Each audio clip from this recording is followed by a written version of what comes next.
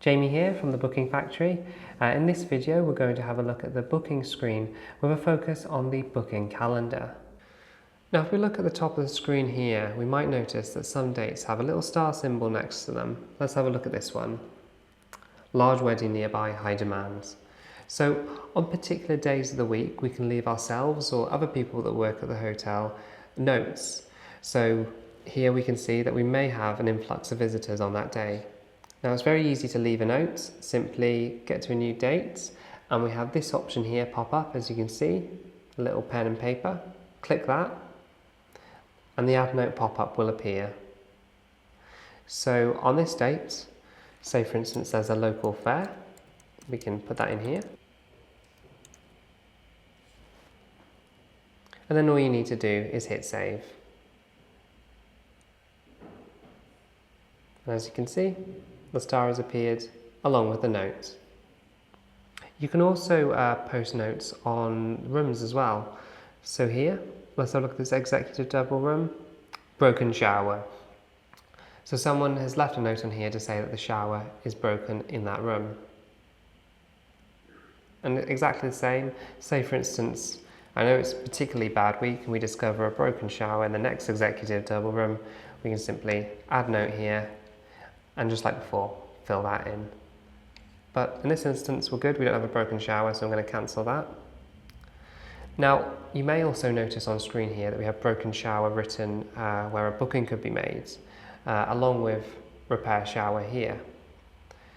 Now, that allows that room not to be booked, either a booking coming in from booking.com or someone manually inputting a booking through the Booking Factory software, as we can't click on that and make a booking. It's been blocked. So let's say for instance, okay, we have discovered another broken shower in the executive double room. In order to block off a room, simply right click in this space and then hit block room and input a reason here.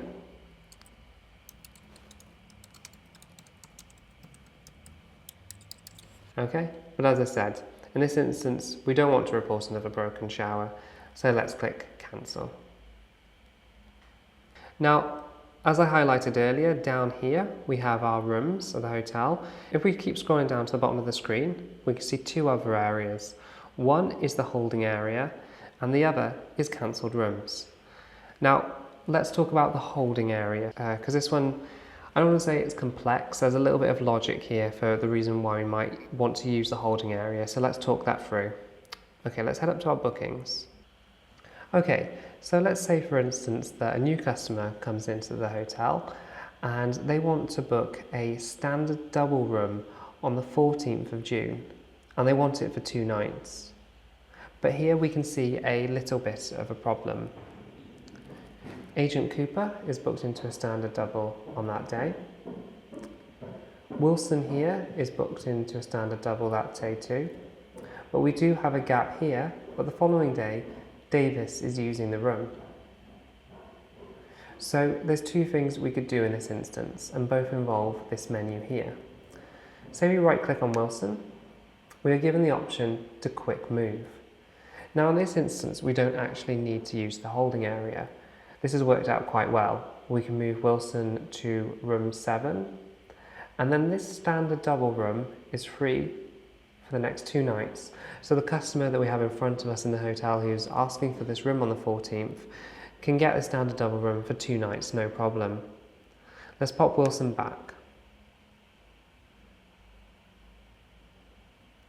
But let's say for instance, just for argument's sake, that in this blank area here, we also had a booking, and we had a lot of other bookings running down this page. It's a very busy day, the 14th. Now, we might be able to juggle things around like we just did, but we might not be able to, and that's where the holding area, well, that's one reason where the holding area comes in handy. So say, for instance, this is all fully booked. We could pop Wilson for the moment in the holding area at the bottom. So Wilson is here. And that gives us one more sort of box to play with in order to juggle other customers about, in order to then move Wilson back into a room after that juggling is complete. Now, It's a little bit complicated, and it's only really going to come in handy if you've got a lot of bookings here and you need to juggle some customers around, and you need one extra block free to kind of keep one customer out of the way while you juggle the other customers around before moving them back in. So you probably won't, you may not be using that feature much, but it's a handy tip to know if you are very busy and you need to juggle those bookings. Now, there's a second reason a customer might come into the holding area. Now, obviously, the Booking Factory, syncs up with booking.com as well as Expedia. And say, for instance, a booking is made on one of those websites. Now, obviously, those websites aren't going to double book rooms for you, but if the system recognises that you might be able to juggle some rooms around in order to fit a customer in, they'll pop into the holding area, and that way then you can then juggle the customers around manually to make that booking fit and make sure that you bring that profit into your hotel. Okay, so next let's have a look at the colour coding that we've got here, because as you can see there's quite a lot of colours on screen, and these all tell us things very quickly about a certain booking, so they're really handy in that sense. So firstly, let's draw attention to the numbers in the booking corners. So here we can see minus 396 in red. Here we can see minus £76.50p in orange. And here on Jack's booking, we can see £0 in green. Now what the number tells us is how much a customer has left to pay on their booking. So here Jack, happy days, he doesn't owe us anything. He's paid his outstanding balance in full, and that's why it's green. The next two customers haven't paid their remaining balances, but we've got two different situations here. Firstly, Gary has paid part of his booking, and that's why we're seeing the minus amount in orange. Now, this may happen as well. Say, for instance, Gary had used a voucher for his booking and that had taken some of the cost of the booking down. Again, we see the rest of the outstanding balance in orange. And finally, we have Hendrix, who hasn't paid any of his booking yet.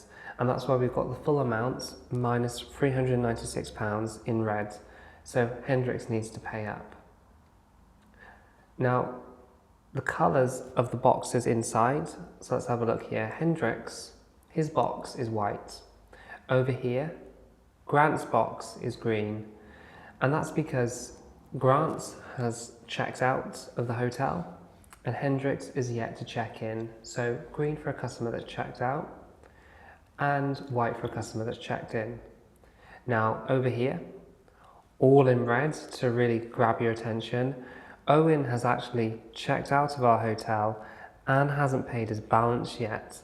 So not only have we got minus £110 in red, but his whole box is red, alerting you that you need to chase his payment through an invoice or a telephone call, alerting you that you really need to chase that payment. Now, there's one other colour here on screen that doesn't really fit into our sort of traffic light coding system. If we have a look at Grant's booking here, minus £99 in blue, and if we have a look at Paul's booking down here, minus £60 in blue. Now, what that shows us is this booking is a corporate booking and a company is paying for the booking rather than the individual that's staying in the room. Now, a little bit later, I'll show you how to set that up in a booking so we can see that it is a corporate one, but we'll leave that for now. What's important at this moment is you just understand the colour system, because it's a really handy tool of seeing what's happening in each room regarding payments and checking in and checking out at a quick glance. Also, it's worth noting that if you want to check someone in, let's say for instance that Agent Cooper has turned up at our hotel today, simply right click, and here we have the option to check in Agent Cooper. And there we go. As you can see, green for having checked in, but red because Agent Cooper is yet to pay his £99 fee. Okay, so as far as navigating the booking screen goes, that's a pretty comprehensive overview, and that'll certainly give you a lot to work with starting off.